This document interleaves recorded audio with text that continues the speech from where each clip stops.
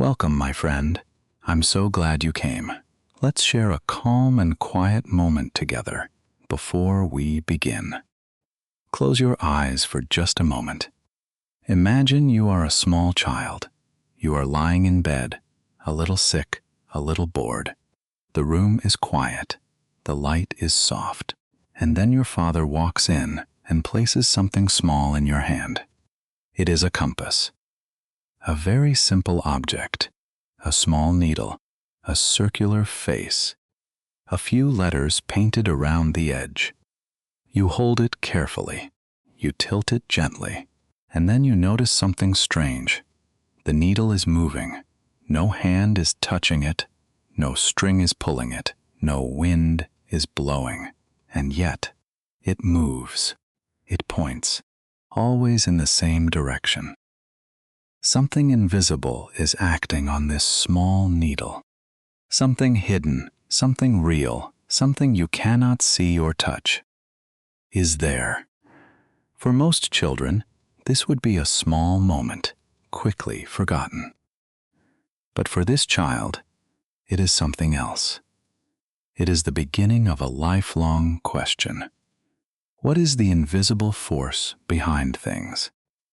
What if the greatest discoveries in the history of science began not in a laboratory, not in a university, but inside the quiet mind of a boy who simply could not stop wondering why? Hello, my friends. Welcome back to Timeless Stories. It is so good to have you here. Let us take a breath together before we begin. Today, we are going to walk together through the life of Albert Einstein. We are going to discover how a boy who struggled in school changed the way humanity understands space, time, and light. We are going to follow the ideas that shook the foundations of physics, explained gently and clearly, step by step. And we are going to sit with a question that Einstein himself could not escape. What responsibility do we carry when knowledge becomes powerful? So make yourself comfortable. Let the words move slowly, and let the story begin. Albert Einstein was born on the 14th of March, 1879, in the city of Ulm, in Germany. His family was Jewish. His father, Hermann Einstein, worked in business and engineering. His mother, Pauline, loved music. She played the piano with great feeling, and music filled their home from Albert's earliest days. When Albert was still very young, the family moved to Munich. There, his father and uncle worked with electrical systems. Wires and machines were beginning to change the world. New inventions arrived every year. The modern age was quietly being born. Albert grew up surrounded by the language of technology and ideas. But you would not have called him a typical success. He was slow to speak as a very young child. He was quiet. He seemed to live partly inside his own mind, turning things over slowly, going deep rather than fast. His teachers were not always sure what to make of him. Some thought he was difficult. Some thought he was simply slow. But silence is not always emptiness. Sometimes silence is a room where deep questions are quietly growing. And then came the compass. Einstein was around 5 years old when his father placed it in his hands. He stared at it for a long time. He could not understand why the needle always pointed in the same direction. No one was guiding it. No visible force was at work, and yet it moved with perfect certainty. Years later, he described this moment as one that gave him a deep and lasting feeling. The feeling that something hidden was always there, behind the surface of things, waiting to be found. For many children, School is where wonder is organized, labeled, and put away. But Einstein did not respond well to the kind of learning that said, memorize this, repeat this, obey this. He loved mathematics. He loved geometry. He loved clear logic and honest questions. But he did not love authority for its own sake. He was not lazy. He was restless in a different direction. When he was around 12 years old, he began reading mathematics books far beyond his school level. He was teaching himself, going deeper, asking more. This is an important thing to remember about Einstein. A student who struggles in the traditional classroom is not necessarily a student who cannot learn. Sometimes he is simply a student who needs a different kind of room. Now here is where the story begins to open up. When Einstein was in his teenage years, his family moved to Italy because of financial difficulties. Albert stayed behind in Munich to finish school, but he was unhappy and eventually left to join them. It was a confusing time for a young man. His family had money troubles. His education felt uncertain. He did not have a clear path forward. In 1895, he tried to enter the Swiss Federal Polytechnic School in Zurich, a prestigious university for training in science and mathematics. Prestigious means highly respected and admired. He was young, and he did not pass all the entrance requirements. But he scored very well in mathematics and physics. So he spent a year studying in Aarau, a small town in Switzerland. That school was different. The teachers encouraged independent thinking.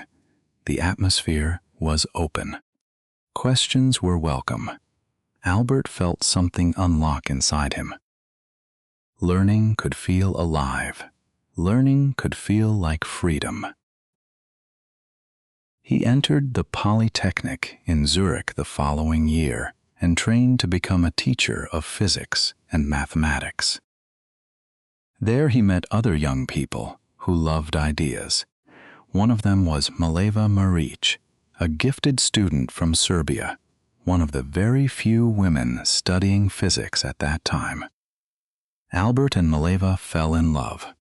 They would later marry.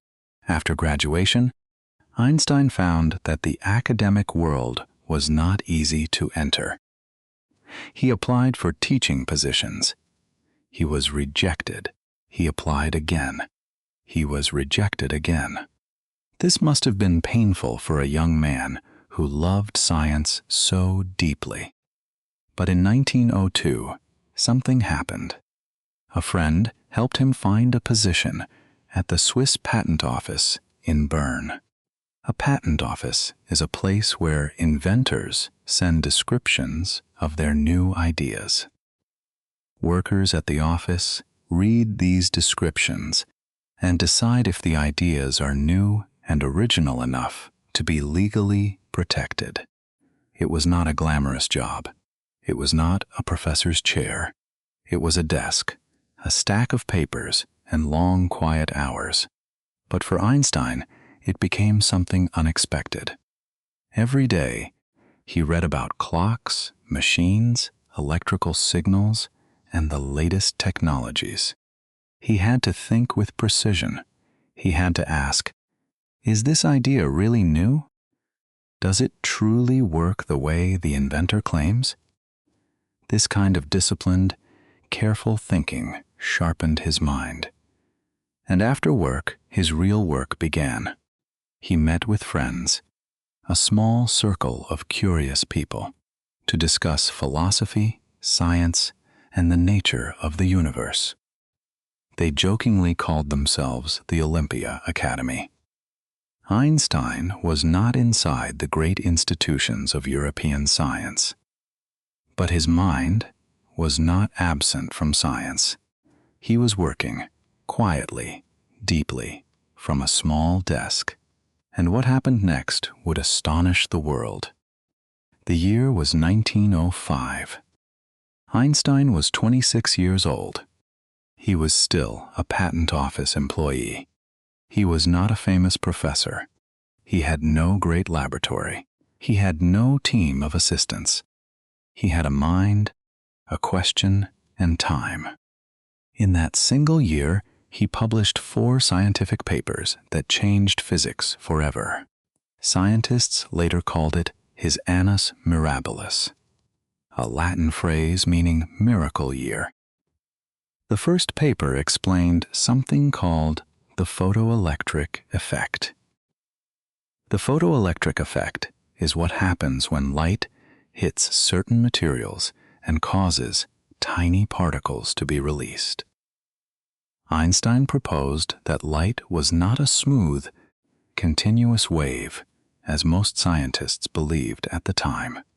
Instead, light travels in small, separate packets of energy. These packets later became known as photons.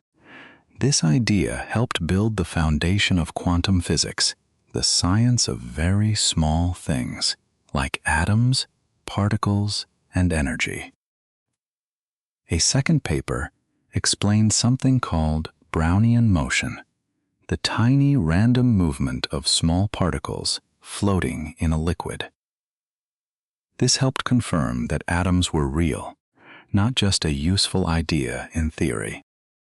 But the most famous paper was about something called special relativity. Einstein asked a simple but stunning question. What happens to space and time when something moves very, very fast, close to the speed of light? The answer he found was not simple at all. Time is not the same for everyone. Space is not the same for everyone. Both depend on how fast you are moving. This was a shock. For centuries, people had thought of time as a great universal clock, ticking the same way for every person, every planet, every corner of the universe. Einstein showed that this was not true. If you were moving very fast, time would pass more slowly for you than for someone standing still. This was not a mistake. It was not an illusion. It was how nature actually works. From this work came one of the most famous equations in all of science, E equals mc squared. In English, we say it like this: energy equals mass times the speed of light squared. What this means, in simple words, is that mass and energy are 2 forms of the same thing. A very small amount of mass contains an enormous amount of energy. At the time, most people did not understand how enormous that energy could be, but the door had opened. Einstein had changed the story of physics. Not from a palace, not from a famous university, not from a position of power, but from a small desk in a patent office in Bern. If you are enjoying this journey, and if slow English stories like this one are helping you grow, I would love for you to subscribe to Timeless Stories. New stories arrive every week. I would be so glad to have you with us. The scientific world began to notice Einstein after 1905. He received letters. He was invited to speak. He was offered teaching positions. Slowly, the young man from the patent office became a respected figure in European science. But Einstein was not finished. Special relativity had described what happens when things move at very high speeds in a straight line without acceleration. Acceleration means changing speed or changing direction. Einstein wanted to go further. He wanted to include gravity. Gravity is the force that pulls objects toward each other. Isaac Newton had described it brilliantly over 200 years earlier. Newton's laws worked extraordinarily well for everyday life, for planets, for moons, for falling apples. But Einstein felt there was something deeper hiding inside the idea of gravity. He began to think about what happens when you fall. Imagine you step off a very high ledge and you fall freely through the air. In those moments, before you land, you would not feel your own weight. You would feel weightless.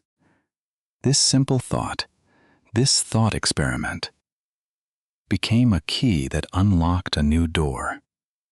A thought experiment is an experiment you do entirely in your mind. You imagine a situation very carefully, and you follow the logic step by step. Einstein used thought experiments as some of his most important tools. After years of deep work, many mistakes, and extraordinary effort, Einstein completed his general theory of relativity in 1915. General relativity said something remarkable. Gravity is not a force that pulls through empty space. Gravity is connected to the shape of space and time themselves. Massive objects, like the sun, like a planet, curve the space-time around them. Other objects, like the Earth moving around the sun, simply follow the curved shape of that space. Imagine a heavy ball placed on a stretched rubber sheet. The ball creates a curve, a dip, in the sheet, and a smaller ball rolling nearby will curve toward it, not because a force is pulling it, but because it is following the shape of the surface. This is not a perfect comparison, but it gives you a feeling of the idea. Space-time itself has shape, and mass changes that shape. This was beautiful, this was deep, and this was very difficult to test. A great theory must face the real world, and this story was about to face a decisive moment. General relativity made a specific prediction. If massive objects curve space-time, then light should also follow that curve. Light traveling near a very massive object, like the sun, should bend slightly. This was a testable claim. In 1919, scientists organized 2 expeditions to observe a total solar eclipse.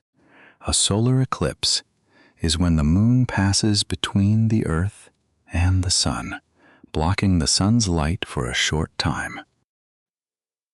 During that brief darkness, scientists could observe stars that appeared near the edge of the sun in the sky. If Einstein was right, the light from those stars would be bent by the sun's gravity, and the stars would appear slightly shifted from their true positions. The measurements were made.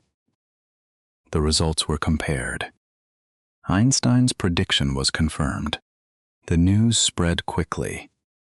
Newspapers around the world announced it. The headlines said that Newton's picture of the universe had been replaced, that a new understanding of space and time had arrived. And the man behind it all, Albert Einstein, became, almost overnight, one of the most recognized people on Earth. Imagine that transformation. The quiet boy with the compass, the young man rejected by universities, the patent office worker with a small desk and large questions. Now his face was in every newspaper. Now strangers knew his name. Now children in schools around the world would one day learn his equation. But fame is not always peaceful, and the world was not a peaceful place. But the story did not end there. Einstein was Jewish, and in the 1920s and 1930s, Europe was changing. Nationalism was rising. Nationalism means placing your own nation above others, sometimes with great anger and fear. In Germany, this nationalism became something terrible. Adolf Hitler and the Nazi movement came to power in 1933. Their beliefs were built on hatred. Hatred of Jewish people, hatred of those they saw as different, hatred of the modern world's openness. Einstein was abroad when Hitler rose to power.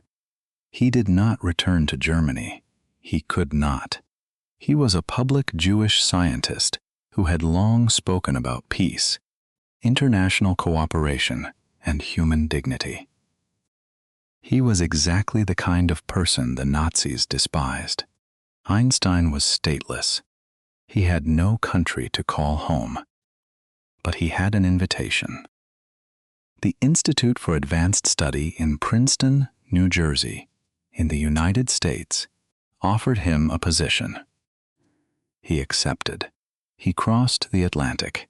He arrived in Princeton, and he stayed there for the rest of his life. Princeton in those years was a quiet town, tree-lined streets, old buildings, a university with a long history. Einstein walked those streets in simple clothes, often a worn sweater, no socks, his white hair wild and free.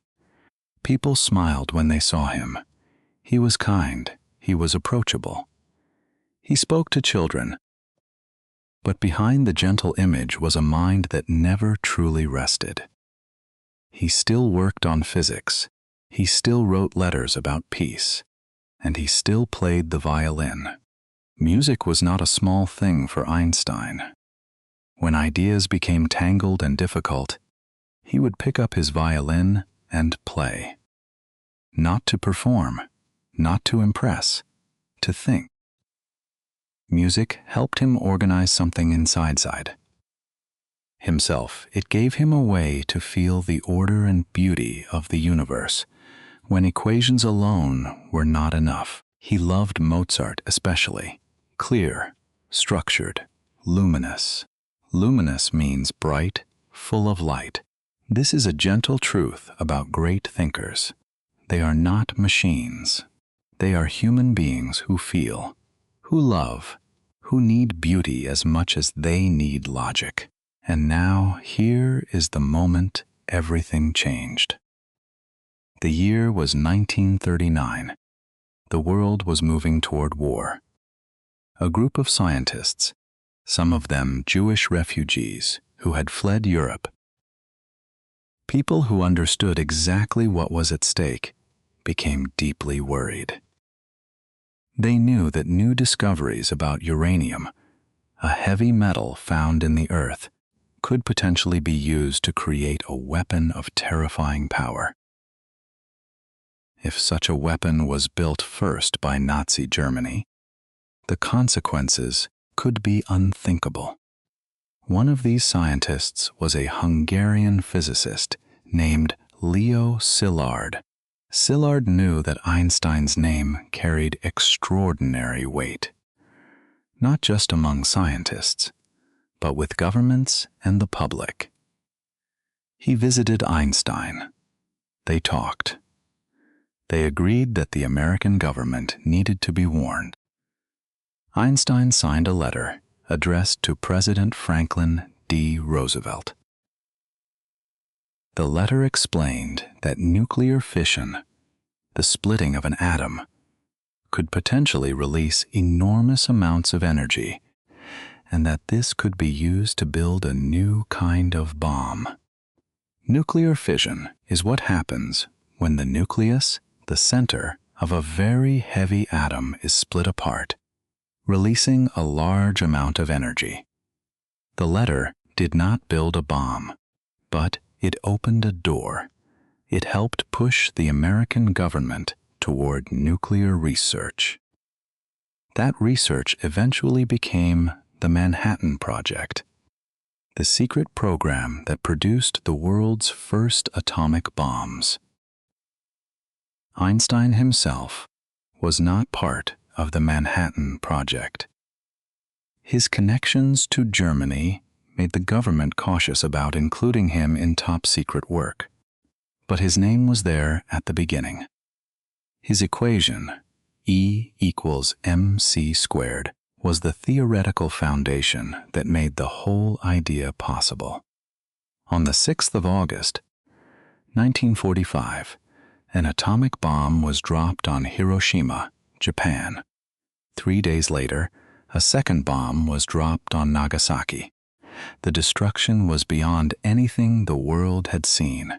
Hundreds of thousands of people died. A city was burned in a single moment. Einstein was not told about Hiroshima in advance. He learned about it from a newspaper headline. The man who had once stared in wonder at a compass needle now sat with the knowledge that ideas born from that same sense of wonder had helped create the most destructive weapons in human history. He said, in those years afterward, "I do not know with what weapons World War III will be fought, but World War IV will be fought with sticks and stones." He spent the final decade of his life speaking for peace.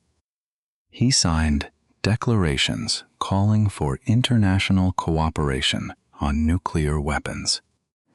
He supported civil rights in America. He opposed racism. He spoke against militarism.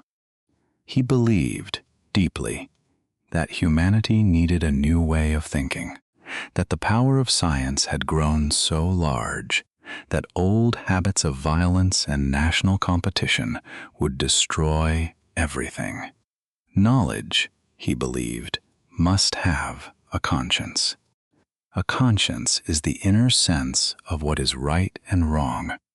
Einstein died on the 18th of April, 1955, in Princeton, New Jersey.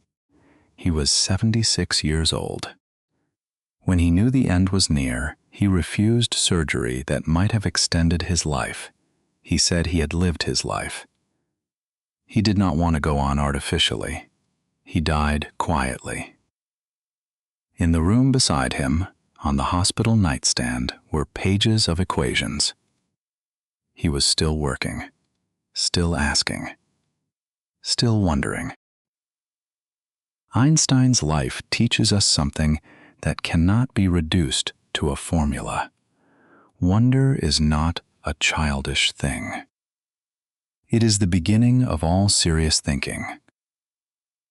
He began with a compass needle and ended with questions about peace, about science, about the kind of world we are building with what we know. And perhaps that is what this journey has been for you too. Not just a lesson about physics, but a reminder that every question you ask in English, every word you reach for and find, every sentence that suddenly becomes clear, is you following your own invisible force. You are learning. You are reaching. You are building something real inside yourself. Something that no one can take away. Keep wondering. Keep listening. Your questions, however small they feel, are the compass. Tell me in the comments, which moment in Einstein's life stayed with you the most? Was it the small boy with the compass, the young man at the patent office, or the older Einstein asking how knowledge could serve peace? If these stories are helping your English grow, subscribe to Timeless Stories. New journeys arrive every week. Thank you for listening, my friend. I will see you in the next story.